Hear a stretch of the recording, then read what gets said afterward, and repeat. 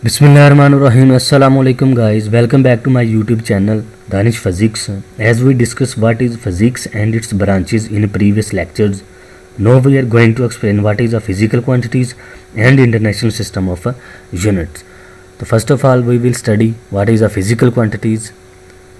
Physical quantities are those quantities which can be measured accurately. इसको हम एक और तरीके से भी डिफ़ाइन कर सकते हैं. A physical quantity can be expressed as the combination of numerical value and a unit. For example हमारे पास एक 3 kg का मैस है. इसमें जो 3 है वो एक न्यूमेरिकल वैल्यू है which is denoted by n and kg is the unit to express that quantity. अब हम फिज़िकल क्वांटिटीज़ को हम 2 कैटेगरीज में डिवाइड करते हैं. First one is base quantities and second one is derived quantities. Derived quantities are those quantities which is depend on physical quantities, यानी कि दूसरी physical quantities पे ये बेस करती हैं. For example velocity, acceleration and force वगैरह वगैरह. और बेस क्वांटिटीज़ कौन सी क्वांटिटी होती हैं जो दूसरी फिज़िकल मिकदारों पे डिपेंड नहीं करती, जो उस पर बेस नहीं करती. इसकी हम एग्जांपल ले सकते हैं जैसा कि लेंथ, मैस, टाइम वगैरह. अब ये जो साइड पे इंफॉर्मेशन होती है, these information are very important related to exams and we can not ignore them. For example इधर एक्सप्लेन किया गया है what is the diameter of a nucleus. तो उसका जो हम डायमीटर व डिस्टेंस मीटर में मेजर करते हैं तो वह देखेंगे 10⁻⁻20 लिया गया. और डायमीटर ऑफ एन एटम, तो ये एमसीक्यूज के हवाले से बहुत अहम बन सकता है कि एटम का जो डायमीटर है वो हम कितना ले सकते हैं, 10⁻⁻10. या height of a person, similarly diameter of earth, distance to the sun, distance to the nearest star and distance of the milky way galaxy and distance to the nearest Galaxy.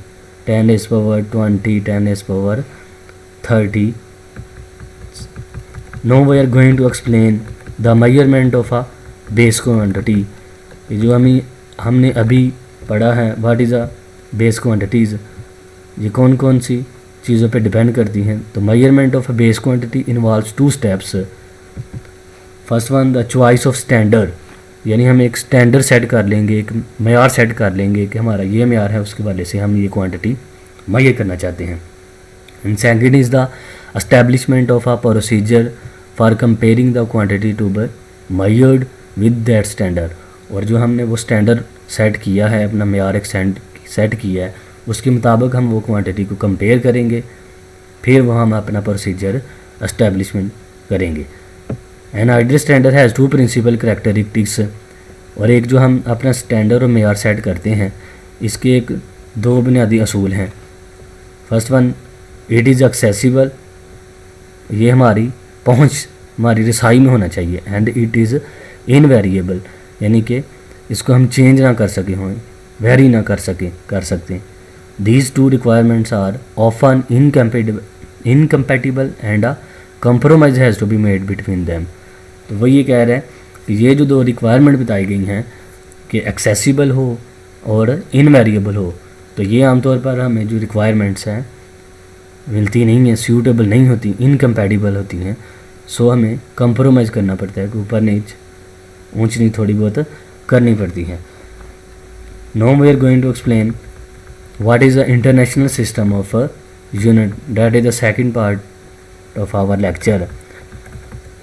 In 1960, an international committee agreed on a set of definition and standard to describe the physical quantities. 1960 में एक international committee बैठी, उन्होंने एक standard set किया और physical quantity के लिए. अब वो जो स्टैंडर्ड एस्टैब्लिश हुआ, वो जो सिस्टम एस्टैब्लिश हुआ, उस सिस्टम को हम क्या कहते हैं, system international, mean in short form SI unit. तो इंटरनेशनल सिस्टम ऑफ यूनिट 1960 में. और ये भी MCQs के हवाले से बन सकता है कि जो इंटरनेशनल सिस्टम ऑफ यूनिट है वो कौन सी सन में एस्टैब्लिश हुआ था. तो आपने बताना 1960 में.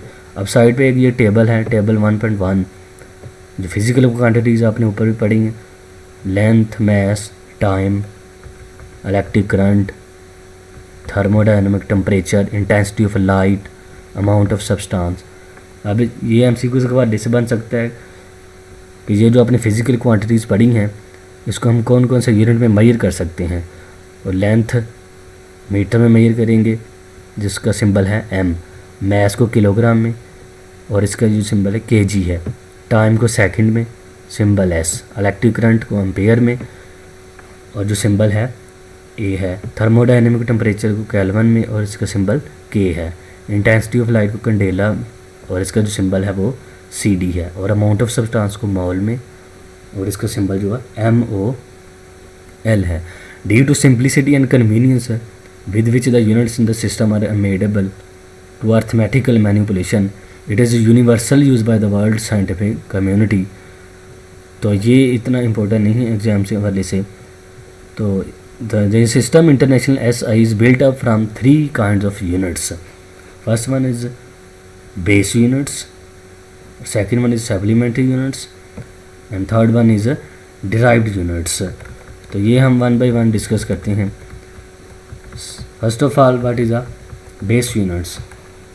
तो बेस यूनिट्स इसकी टोटल मिकदार कितनी होती है, टोटल बेस यूनिट 7 होते हैं। जब ये आपने टेबल में पढ़ा है length, mass, time, temperature, electric current, intensity and amount of substance, ये टोटल 7 यूनिट्स होते हैं। तो ये भी MCQs बन सकते हैं कि what is the amount of the base units, 5, 6, 7, तो आपने 7 पे टिक लगाना है। अब जो सेकंड वन हमने पढ़ा है व्हाट इज़ सप्लीमेंट्री यूनिट्स।